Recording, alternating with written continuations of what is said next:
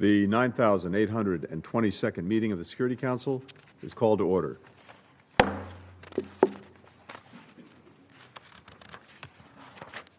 The provisional agenda for this meeting is reports of the Secretary General on the Sudan and South Sudan.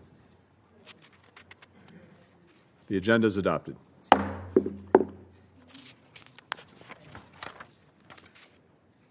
Let me start by warmly welcoming the distinguished ministers and other high-level representatives present in the Security Council chamber.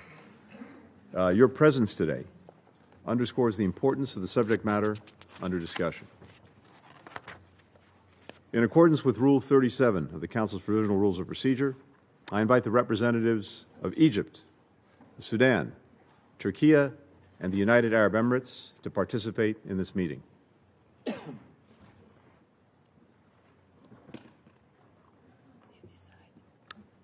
It is so decided.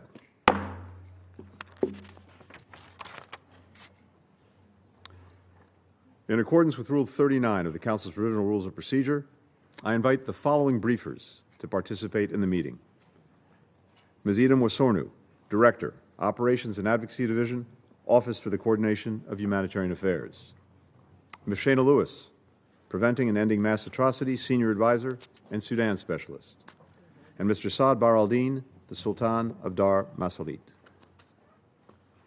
It is so decided.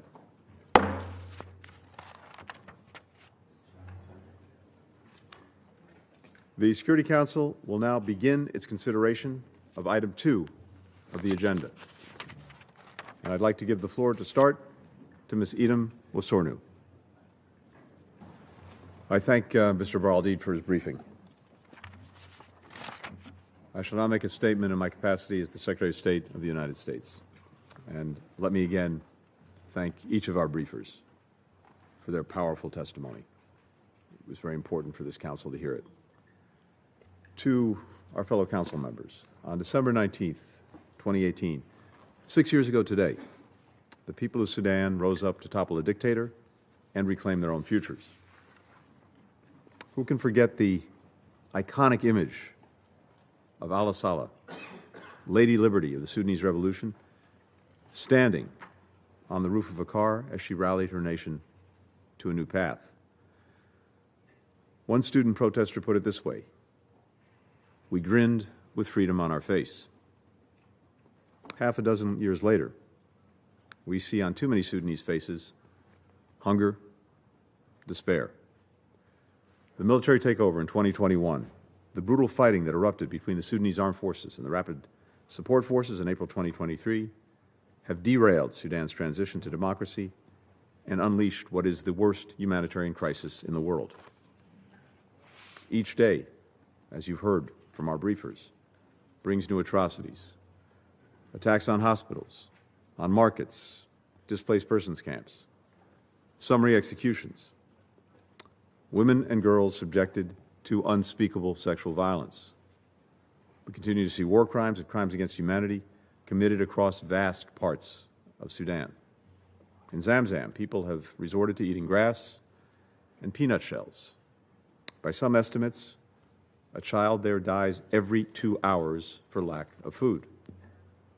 And the effects of this tragedy extend well beyond Sudan's borders. Over 3 million Sudanese have fled to neighboring countries. Outside actors are arming and supporting both parties, turning an internal power struggle into a conflict with global dimensions.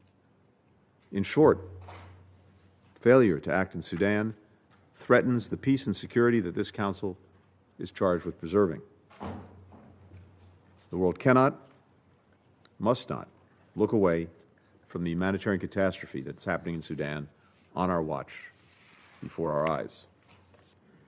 The United States has worked intensively with partners to provide relief to the Sudanese people, to end hostilities, to return Sudan to the path of democracy. We've been the largest provider of humanitarian aid to the people of Sudan. Today, we're announcing an additional roughly $200 million more for food, for shelter, for health care, bringing total U.S. support to more than $2.3 billion since fighting broke out last year. In August, the United States launched a new initiative, Advancing Life-Saving and Peace in Sudan, co-hosted by Switzerland, Saudi Arabia, in partnership with Egypt, with the UAE, with the African Union, and with the United Nations.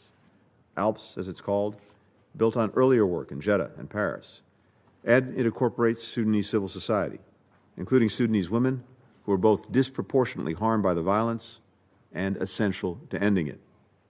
Alongside our partners, the United States successfully pressed Sudanese authorities to reopen major transportation arteries across Sudan, including, as you've heard, the Adre border crossing into Darfur.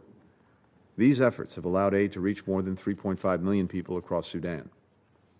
We enabled humanitarian air operations to resume for the first time since the conflict began, meaning that a trip that might have taken 2 days over flooded and bombed-out roads can now take just 1 hour.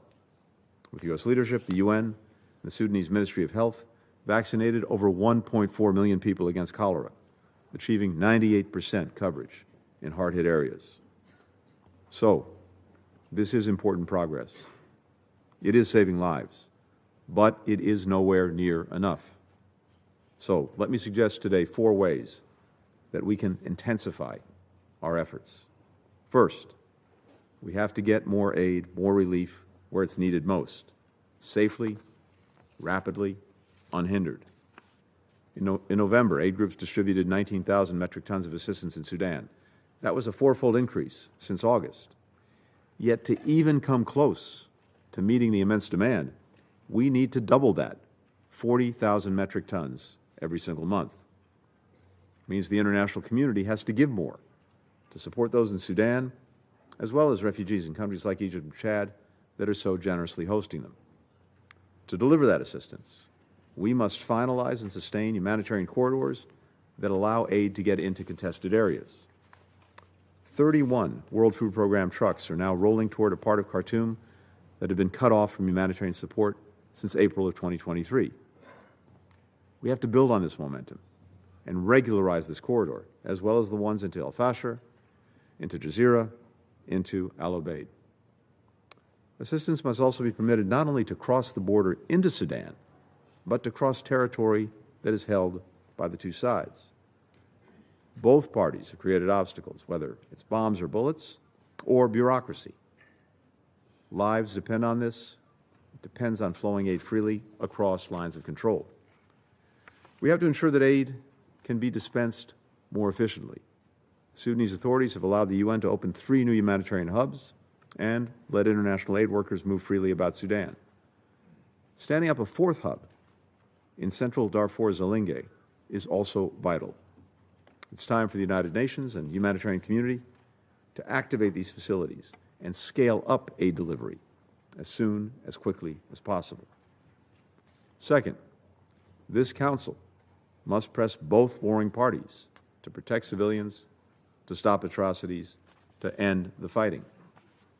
The ALPS Group has proposed a compliance mechanism, a committee with representation from the SAF, from the RSF, from the international community, to ensure that each side upholds international law and their commitments under the Jeddah Declaration. As I said a year ago, when determining that both the SAF and the RSF had committed war crimes, and that the RSF had committed crimes against humanity and ethnic cleansing, specifically designating the atrocities against the Masalit described by the Sultan as ethnic cleansing, the United States will use every tool, including further determinations and sanctions, to prevent abuses and hold perpetrators accountable. We encourage other partners to implement similar sanctions bilaterally, multilaterally, on individuals, on organizations whose actions worsen the conflict. Third, the Council must make clear to the outside actors fanning the flames in Sudan that this conduct cannot continue. Last month, the United Kingdom and Sierra Leone put forward a resolution that called for a nationwide ceasefire, increased civilian protection, and the unhindered flow of aid. 14 members, including the United States, voted in favor of this resolution. 1 member, Russia, vetoed. They called the resolution, and I quote, absurd and unacceptable. Here's what's absurd and unacceptable. Any country professing to care about African nations while continuing to fuel Africa's largest war. So, to the foreign sponsors sending drones, missiles, mercenaries, enough. To those profiting off the illicit oil and gold trade that fund this conflict, enough. Use your resources to ease Sudanese suffering, not deepen it. Use your influence to end the war, not perpetuate it. Don't just claim to be concerned about Sudan's future, prove it. Finally, we must all continue to support the Sudanese people as they work to revive this transition to inclusive, civilian-led, democratic governance. In September, the African Union reiterated its call for Sudan to return to a constitutional and civilian-led order. The United States endorses this call. This entire Council should do so as well. To further advance the restoration of civilian governance, to help realize the aspirations of the Sudanese people, I'm announcing today that the State Department will work with Congress to provide $30 million to empower civil society and elevate civilian voices in the dialogue about Sudan's future. Even as the bombs continue to fall, the people of Sudan are not waiting to lead. Across the country, they're banding together to support one another and to rebuild their nation. Volunteers, many of them young people, are preparing food at local soup kitchens in Darfur.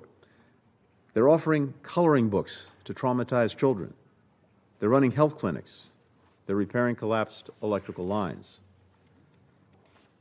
There's even a word for the selflessness that these citizens are demonstrating daily, a deep-rooted Sudanese tradition called nafir. Nafir is a sense of solidarity, a commitment to mutual aid, a community springing into action in times of need. It translates literally as a call to mobilize. So, as a council, we too should answer that call. We too should mobilize. We have a responsibility to stop the suffering, to end this war, to support the Sudanese people so that, in the words of that protester, freedom is once again on their faces. I ask you, all of us, let's seize this moment, and I thank you. I resume my function as President of the Council, and I now give the floor to His Excellency, Mr. Jose Lagasca, Minister of Government of Ecuador.